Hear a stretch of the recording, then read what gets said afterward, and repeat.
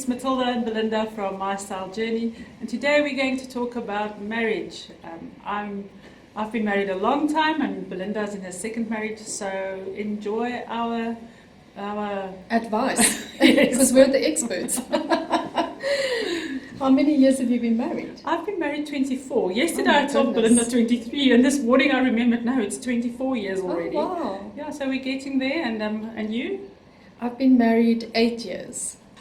Obviously, we love our husbands or our partners, but love is such a big word. It encompasses a whole range of things. So, what we start off with? Acceptance. Acceptance. Yeah, total acceptance of the other person and of yourself. It's very difficult to be in a long-term relationship and not like what the other person is like, or some aspects of them. You have to, the good, the bad, and the ugly. Accept Well, acceptance doesn't mean like. Yeah, that's true. Does it mean like? No. No, definitely not. But I think acceptance is whoever you are and whatever you bring to the table is enough. To know that the other person, with all the flaws and whatever, they can feel safe with you because you accept all the bad things, all the good things, the quirky things. You can live with it, even if you don't like it. Yes. And you can voice.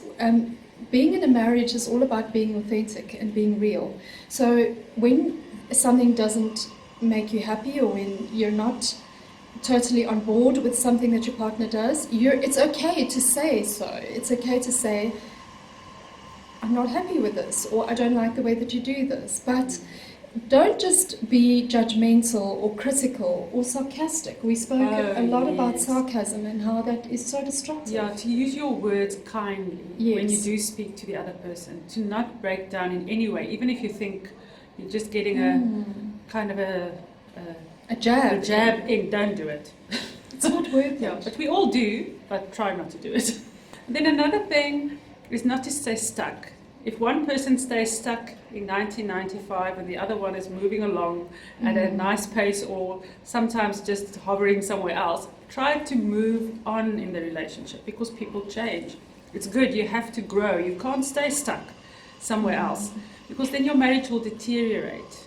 Absolutely. You're both on this path, and it's quite a narrow path, a marriage, and it can get quite tight and quite restricted at times. It may feel that way. So if you are moving in another direction, you're going to veer off that path. And it's not that you mustn't follow your dreams. That's not what we're saying. But to keep goals in mind when you are in marriage, to have specific goals that both of you share and both of you agree with, and work towards those goals in a very specific way. In a marriage, you will walk your own pace, and your husband or your partner will walk their own pace, and you will get there at different times or in different ways. You might be a very linear thinker, your partner might be one of these weaving kind of people and take forever to get to a certain place, but as long as you're going in the same direction, that's basically what we're saying. Yeah, and if you feel that you're not going in the same direction, you don't have to stay.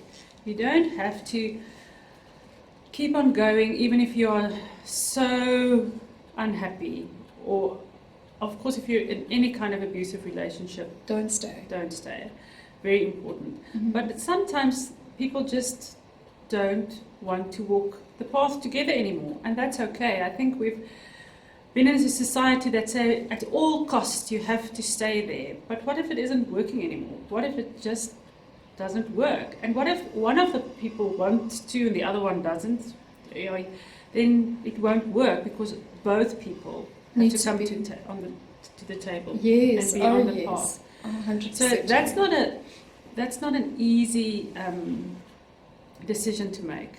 So and that, only you can do that. yeah, it's very personal, but I think it's important to not stay unhappy for the rest of your life if that's not what you want. Because marriage or nothing is forever.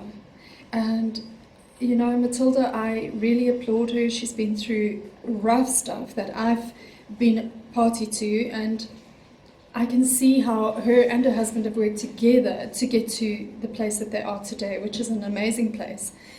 But I couldn't make it work with my first husband, and quite frankly, I didn't want to. I think that you don't have to be hard on yourself. Divorce is really, really, really difficult.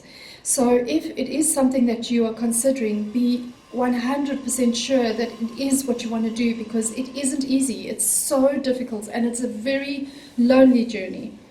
I found that I had very little support from friends, very little support from family through my divorce. My immediate family, my sister and my mother, were amazing, but the extended family were very judgmental, and I lost many friends through my divorce. So if you're choosing to separate from your husband or to be apart from your partner, make sure that it is absolutely what you want. Even give yourself a trial separation to see if that works, because sometimes just that little time apart or a few months apart can make you have a different perspective, and you might be able to see chance to work on the marriage again, which is not a bad thing. It's always a good thing to work on relationships. Now, when we were apart for a week, me and we didn't say it was anything. I actually just went away for a holiday, and I had time to think about things, and it was really rough on us, on both of us, and I could have left then. I felt that yes, this thing I can do this on my own as well. It was really difficult, but we did decide to work on it. But both of us did it, and it was really, really hard. And I think one of the hardest things is to find the love again, because I obviously loved him all of the time. But this morning, as I was driving to Belinda, I felt that I'm falling in love with Gerard again. That's so special.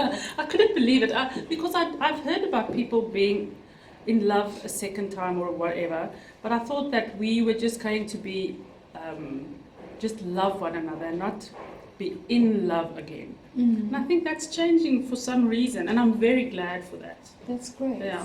That's awesome. And then conflict resolution. Oh another my goodness. thing. We have spoken, Belinda and I. I'm bad with conflict, or I'm getting better, but my husband as well. So what we would do is we just won't. You'll avoid it. We'll just avoid it and be very polite and not talk about it until it explodes, and then we have to deal with it, but then it's a very big thing. So don't do that. Communicate. If there's conflict, just handle it and talk about it. Talk and talk and talk until you get resolution. Confront the issues. Yes, and not the person. Well, Johan and I are the exact opposite of Matilda and Gerard. We are both very confrontational, and we don't shy away from that. In fact, we both go head first into this muddy puddle, and we have to be careful of things that we say too quickly. So we have to say time out. And that's what Johan and I will often do, is just say, you know what, we're circling the drain. That's an expression my husband will use. And we are not going anywhere with this, so let's take a step back. And I've learned to honor that in him, because I also need it. I especially need it because my mind goes into a muddle and I get stuck in a very negative downward spiral. And just being out of that, even if it's just 2 hours, I can get in the car and go for a drive. Or he will say to me he's going into the garage for a few hours, and just those few hours apart gives both of us time to go again within and to see what it is that we really want to say, because we can hurt each other quite badly with our words, and then come back together and say the things that we need to say with respect. So I think that that's another aspect of love that makes a great marriage really work well, is respect. And respect is really, however you deal with the other person, you do it in a respectful way. Honor them, have their back when they're not in your presence. Honor them to your children, honor them to your friends, just cover them, have their back. Don't break them down when you're not with them. Yeah, I think that's very important. When you speak with them respectfully, they can hear what you're saying. But if you're all angry and saying hurtful things or putting them down, they won't hear what you're saying anyway. Definitely. And then they will treat you the same way. Yes. Yeah, so it's both ways anyway, but very important. Yes, and I think another thing is if there was a situation that everybody was very ugly or whatever, is forgiveness. Say sorry, and if you said sorry or he or she said sorry, try to forgive. And this is not easy. It's not like, okay, we had this big thing, it's all over now, we're all happy again. It's not at all like that. It can take a long time. But both people have to be there at that point of working at it.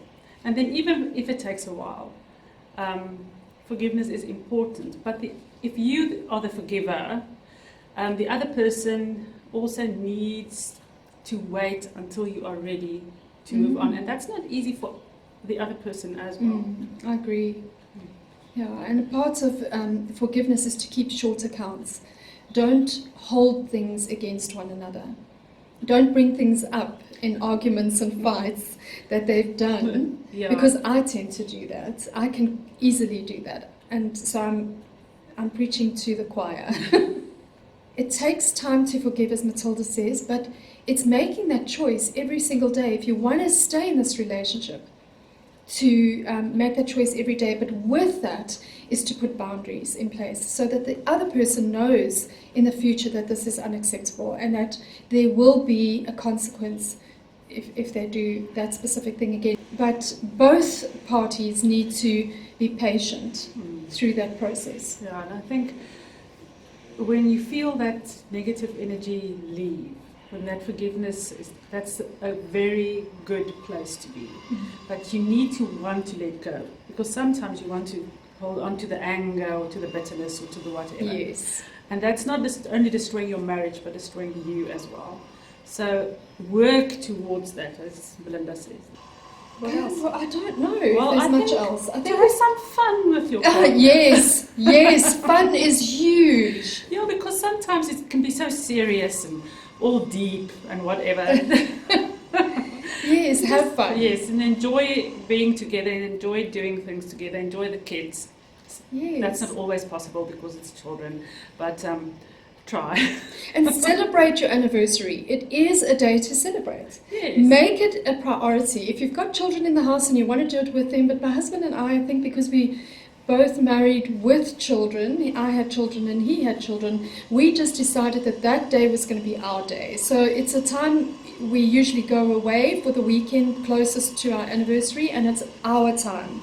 So we prioritize ourselves during that time. So even if you can't go away, you can go out for dinner, you can go for a couple's massage, you can do something crazy, jump off a bridge together, celebrate each other, find reasons to celebrate your partner. And if they've done well in a job or at work, make sure that you praise them, show them that you appreciate what they bring to the family and to the home. Both of us have husbands who provide almost solely for our families. And Matilda and I could easily have said, okay, we'll go out and just find a job, and now we're starting a new business. So that's another aspect of marriage that we just want to quickly touch on before we leave, is support. So where we support our partners, but they have been incredibly supportive to us in this business. We've been so blessed with that. Yeah, really, really are. I'm very grateful. Yes. Yeah, definitely. So, are we done? Yes, we're done. We're done. We have nothing more to say. That's weird. Thanks for watching. If you like the video, please give us a thumbs up. Subscribe if you haven't yet. And if you've subscribed, also hit the bell so that you can get notifications. And see you next time. Ciao for now.